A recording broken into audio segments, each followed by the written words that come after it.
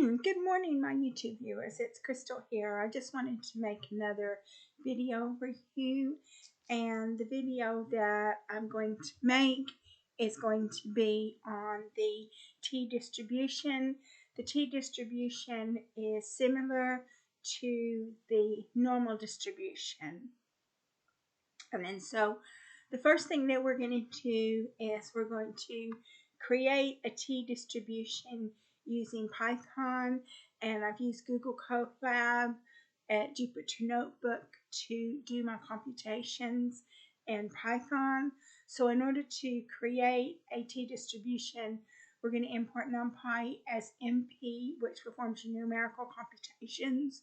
We're going to import matplotlib.pyplot as PLT, which visualizes the data, and we're going to import scipy.stats as stats, which performs our scientific computations. So we're going to define our degree of freedom as being 10, and then we're going to create some random values. X equals NP linspace neg5, 5, 1000. So you're going to want to have 1000 variables. And we're going to calculate the PDF, that's probability distribution function, and PDF values equals stats.t.pdf. It's going to be X, which is your 1000, and DF, which is your 10. And then we're going to use matplotlib to plot it. And then this is the t-distribution when we plot it. And so what I wanted to do, just so you can see that the t-distribution is similar to the normal distribution, what I've done is I've created in Python a graph with the t-distribution and the normal distribution and have them overlaid. So we're going to import NumPy as NP to perform numerical computations. We're going to import matplotlib.pyplot as PLT to visualize the data. We're going to import scipy.stats as stats to perform your scientific computations. So we set our degree of freedom as 5.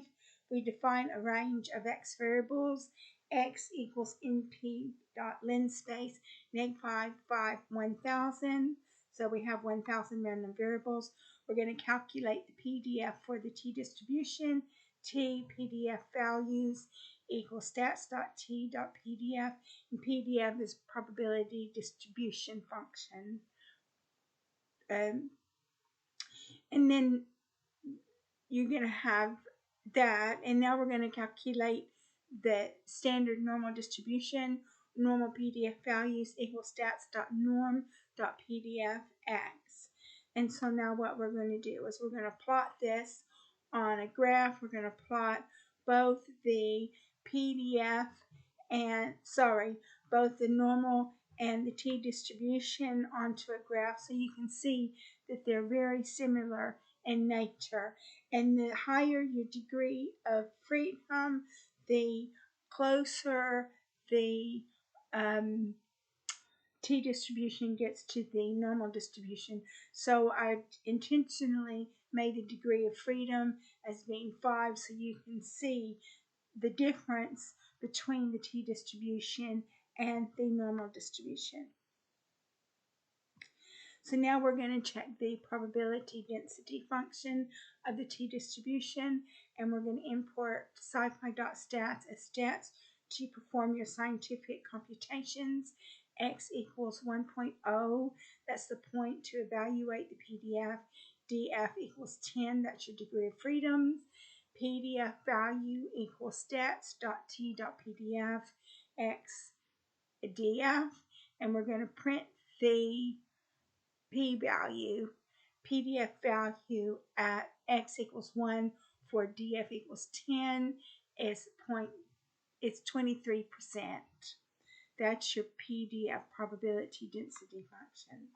Now we're going to check the cumulative distribution function, and x equals 1, DF equals 10, CDF value equals stats.t.cdf x and df, and then we're going to print it. CDF value at x equals 1 for DF equals 10 is 82.96%. Now we're going to check our survival function. Your survival function is the inverse of the CDF function. So x equals 1, df equals 10, SF value equals stats.t.sf, and x comma df. And then we're going to print our survival function, which is SF value at x equals 1 and df equals 10 equals 17%. So if you can see, if you notice here on the screen, the CDF value is 82.96%, and the survival function is 17.04%. And the reason why that is because the survival function is the inverse of the CDF. So now we're going to have the percent point function. So P is your probability, is 95%, DF equals 10. So PPF value equals stats.t.ppf PDF. And so we're going to print the value, and the PPF value at P equals 0.954, DF equals 10 equals 1.8125. Now we're going to check the inverse survival function. And so the inverse of the survival function is P equals 0.05. That's your survival probability. DF equals 10. IS inverse survival function value equals stats.t.isf P comma DF. And then we're going to print that out. So ISF value at P equals 0.05 for DF equals 10 is 1.8125. So that's the value.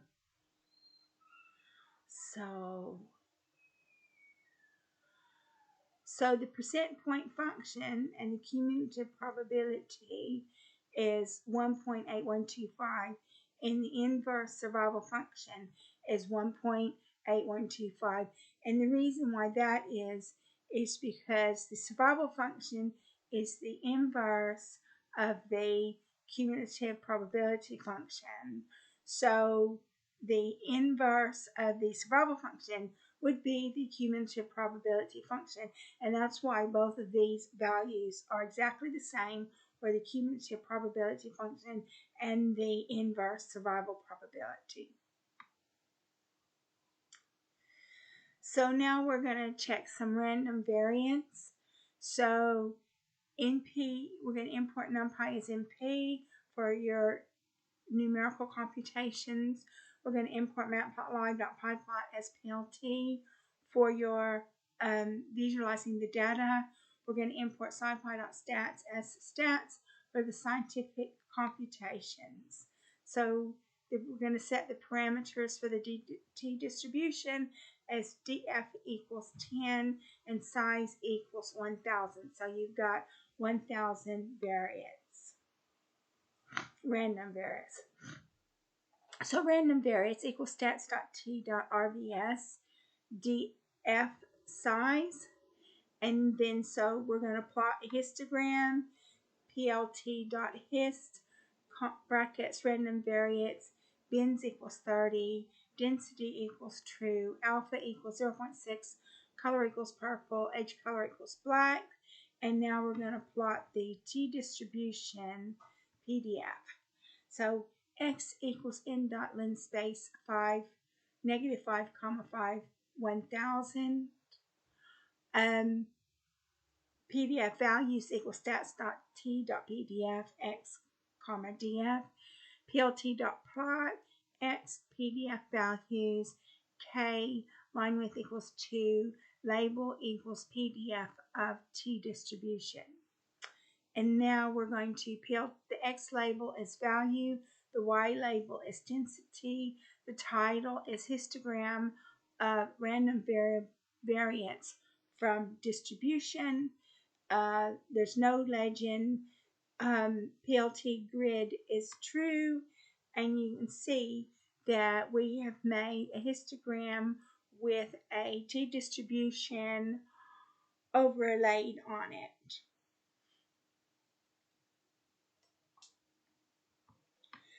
So now what we're going to do on our t-distribution, we're going to plot the PDF and the CDF. So import NumPy as NP to perform your numerical computations.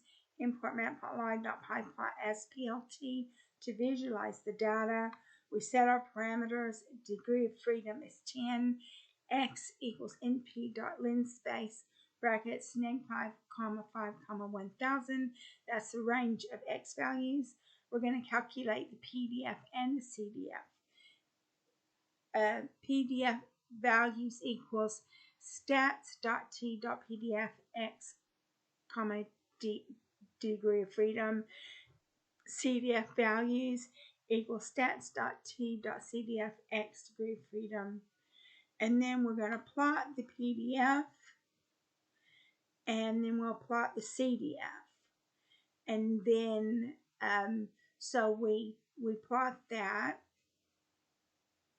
And so you can see the PDF and the CDF. So your PDF is your probability density function, and your CDF is your cumulative distribution function.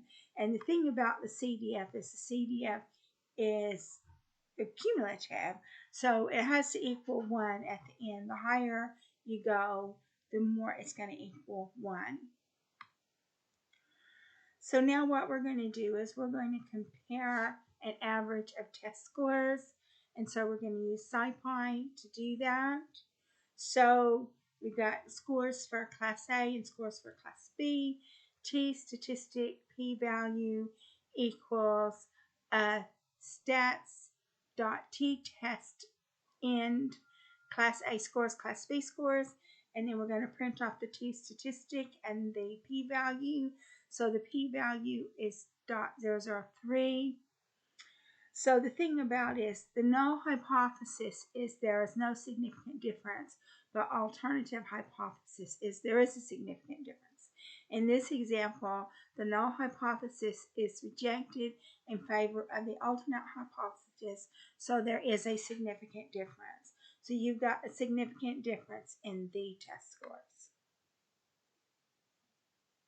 So now we're going to test the effectiveness of medical treatment using the t-distribution.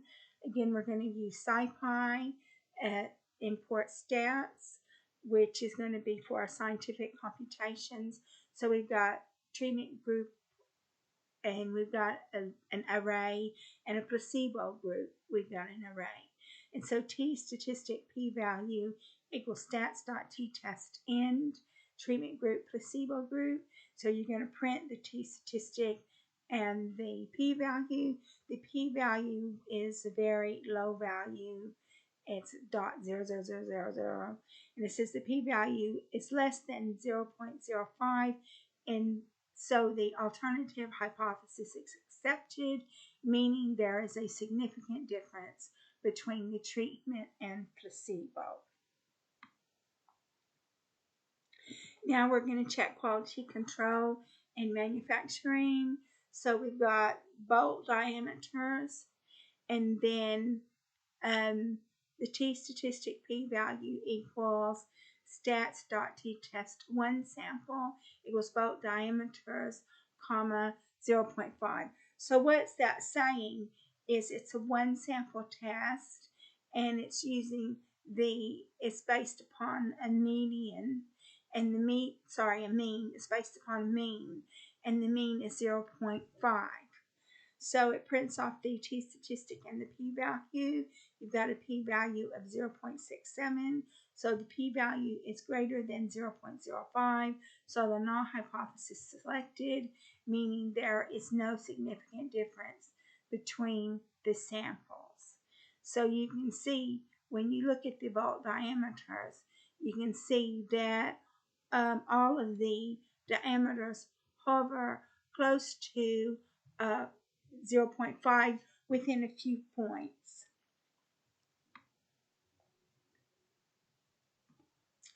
So now we're going to analyze a marketing campaign. We're going to use SciPy to perform our scientific computations. So we've got campaign A and we've got campaign B. And so we perform a paired sample t-test. T statistic, comma, p-value equals stats.t-test-rel. Campaign cells A, campaign cells B. We print our t-statistic and our p-value. Your p-value is 0.003. So the p-value is less than 0.05, so the alternate hypothesis is accepted, meaning there is a significant difference between the two samples. So, let's see what we got here. So the next one, we're going to compare fertilizers. So we've got a new fertilizer yield, and we've got a traditional fertilizer yield. So we're going to check the t-statistic. So t-statistic, comma, p-value equals stats.t-test end, new fertilizer yield, traditional fertilizer yield. And then we're going to print the t-statistic and the p-value.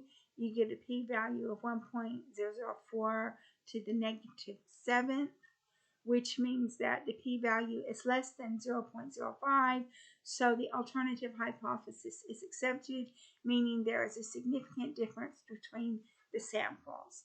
And so you can see that the new fertilizer yield has higher yield than the traditional fertilizer yield if you actually look at the two arrays of data.